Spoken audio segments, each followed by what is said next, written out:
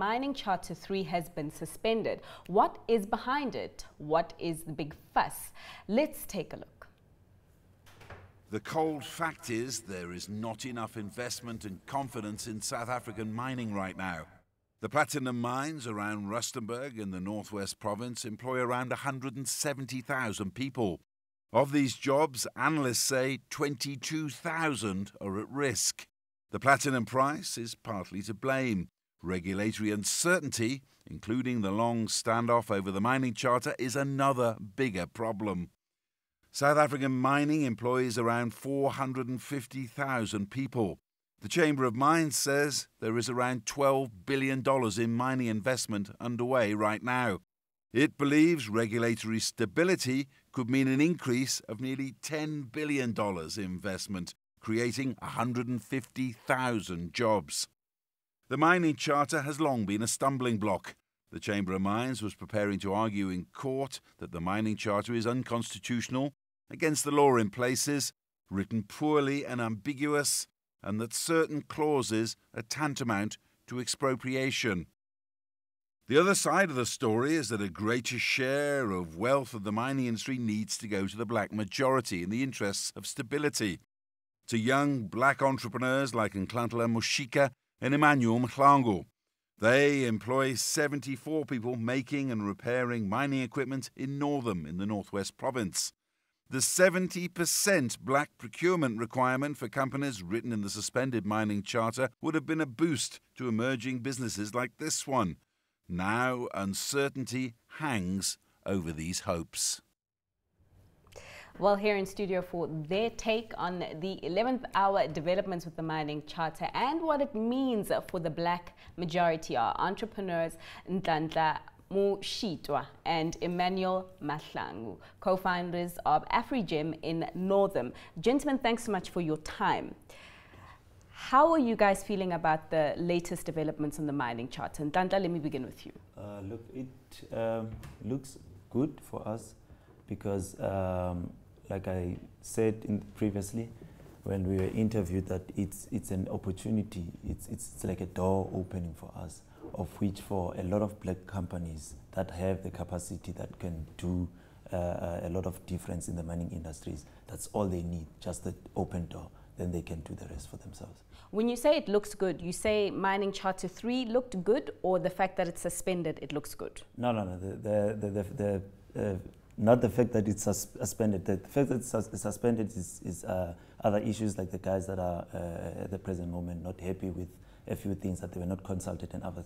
But basically, the numbers in which they want to propel the black companies into making sure that they are more sustainable within the mining industry. Okay, so you're talking about that 70% local procurement. Yes. I mean, Emmanuel, just tell us briefly, what is it that you guys do in the mining industry?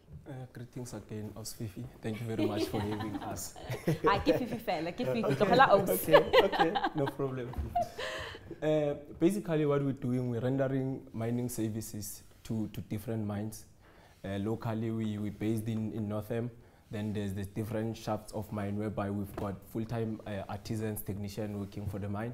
And we even have a fully equipped workshop in Northam where we're getting all the materials from the mine, then we're refurbishing them in our workshop and sending them back to the mine. Mm-hmm. That's the core of our business. Okay, so you guys render services to the big mining companies. Yes. So now, how easy has it been for you to grow, maybe in the last 5 years? Well, I would say it is a very difficult challenge that we're facing.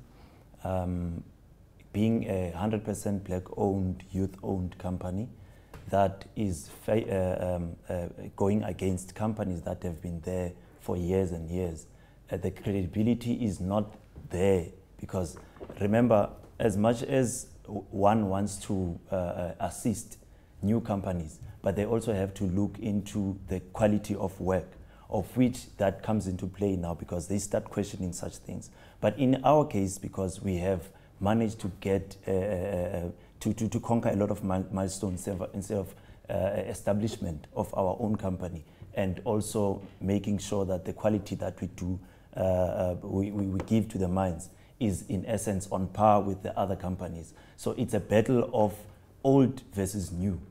You see, so that is our biggest challenge. And then, you know, when you approach the big mining companies and you show them that, right, guys, you know, we can supply you with X, Y, and Z, and this is our track record, what do they say? In most cases, they normally want to see our profile. They normally need references. Where have you worked? So it's a bit difficult if you are new guys studying in the industry with no track record, no reference. But at the stage, as Afrigem, where we're sitting, we've got experience, we've got track record, although it's not so easy again. Yes, it's not so easy. I mean, the mining industry has sort of been at a standstill for, I think, just over a year now, as the big mining companies have been, you know, fighting essentially with the mining minister over the mining charter. In this time of uncertainty, how has this impacted your business? It does impact it in a very negative way, because remember, when two elephants are fighting, the grass suffers, which is in our case we are, because the mines have to stabilize for us to stabilize. And the manner in which things have been happening, it has been a lot of uncertainties. And when it comes to our own businesses, the first thing that happens when there's a lot of uncertainty, whether it's that mining charter or the platinum price goes down, we are the first to suffer. And now it always cascades also to our own people, our own employees. Because remember now, it's a chain of events. Mine versus the government and us as the contractors to the mine, of which now we are the ones who actually are responsible for a lot of upliftment in terms of employment within the areas that we're working in. So it does really have a big impact on our side. And also the manner in which we cannot eventually provide sustainable development to the people around the places, because I mean, in an essence whereby we don't have a set job, or should I say a set contract with the mine. And then the mine just gives us ad hoc jobs, but we still have to maintain our relationship with our employees. We still have to maintain their salaries each and every part. But on the other side, we don't have that strong hold on the mines. You see, so it's very difficult to play around in this. It's actually a game of the braves, if I may so say. Yes. And Emmanuel, are you guys scared that now that this mining charter is being negotiated again, that the new charter will potentially remove that clause to say that 70% of the equipment that you get must be supplied by locals? Are you afraid? And if so, if they do that, what will it do to your business? We not really scared, because the truth is that at the present moment we're not really benefiting from it, because what's happening is that the regulations, the rules are there from the top level, from the mines, the government, the mining charter. But going to the ground level, that's where we're struggling. There are no monitoring systems to check as to are we really, as black youth-owned companies, benefiting or not. So either way, I don't think it will make much impact to us, because we're not benefiting as we're sitting here. Okay, well, fortunately for us, we have a president now that says that he's willing to listen to various stakeholders and, you know, ask for input from them. If you guys could advise on this mining charter that's being spoken about, what would benefit black young companies like yourselves? Well, I would start where he says we should view the mining industry as a sunrise, like you said earlier on, because myself as a ex-mining employee, the challenges that we faced as an employee, you sort of go and clone the solutions, because you have already established what you've gone through already.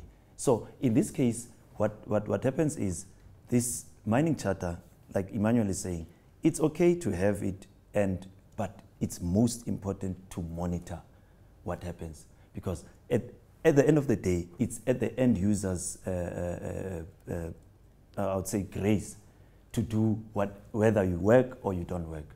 So as top management can say whatever they can say, they say, no, we want to do this and this and this. But at the end of the day, how do we monitor and make sure that, as we said at the beginning, is it happening?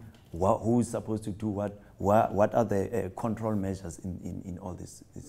And Emmanuel, maybe if you could provide input into this new mining charter that is being negotiated, what would you say?